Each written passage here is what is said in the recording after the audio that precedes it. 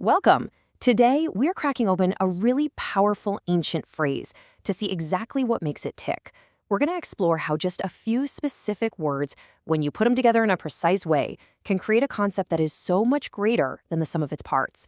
Let's dive in. I mean, it's a fascinating question, right? Throughout history, you see certain phrases that are believed to hold incredible significance. So are they just words?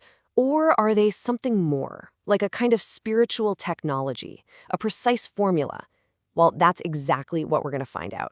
So we're going to be looking at one specific invocation, and we're going to take it apart, layer by layer.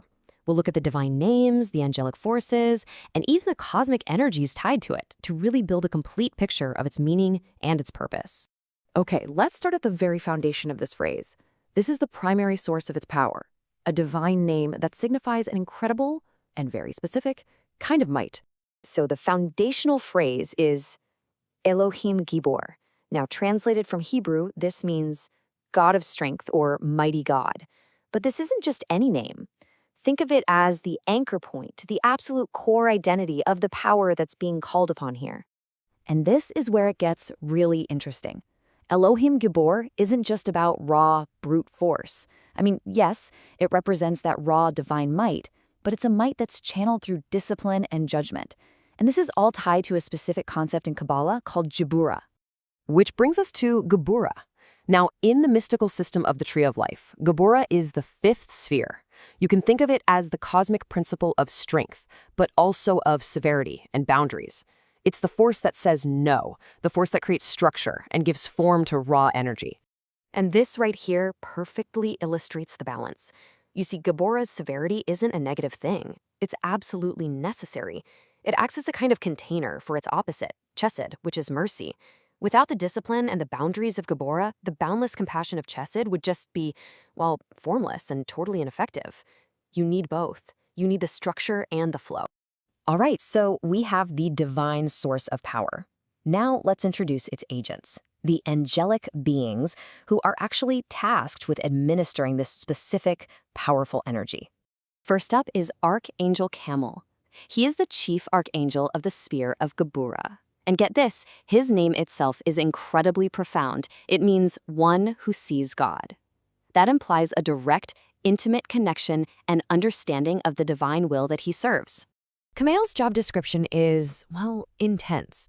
He's the guardian of divine justice, the literal embodiment of courage. And another one of his titles, He Who Stands in God's Strength, links him directly back to our starting point, Elohim Gibor. He is the active administrator of that divine might. Now, along with Kamael, this invocation also calls upon the Seraphim. And these are not just any angels. They're the highest order, said to circle the very throne of God. And their name, well, it says it all, the burning ones. So this fire of the Seraphim really has two sides to it. On one hand, it's a fire of purification. It burns away impurities and obstacles. But on the other, it's the intense, all-consuming fire of divine love.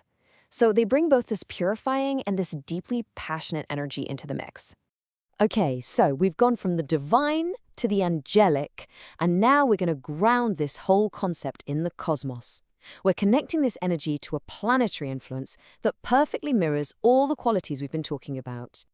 This part of the invocation calls on Maadim, which is, pretty straightforwardly, the Hebrew name for the planet we all know as Mars. And the symbolism here is just unmistakable. Mars, or Maadim, has always been the warrior planet. It represents action, drive, the will to move forward and crush obstacles. It's the engine that puts all of that divine and angelic power into motion. So, we have all our pieces, the divine name, the sphere of power, the angelic agents, and the planetary engine. Now, it's time to forge them all together and see the full, breathtaking picture this creates. This quote really captures the synthesis perfectly. It shows that this isn't just some random collection of names, but a really multi-layered call for a very specific combination of forces. And here's how it all stacks up, like a recipe for power. You start with the raw, divine might of Elohim Gibor. Then you give it structure and focus through Geburah. Next, you guide that focused power with the courage and justice of Kamael and the purifying fire of the Seraphim. And finally, you set it all into motion with the warrior's will of Maadim. You see? Each step logically builds on the last. So, what's the big picture here? Why does breaking this all down even matter? Let's get to the core takeaway. Ultimately, what this invocation shows us is that language can be a formula. It's a precise, structured tool for focusing your intent and for calling upon these specific archetypal energies: divine will, courage, and disciplined strength. It is, in essence, a blueprint for power.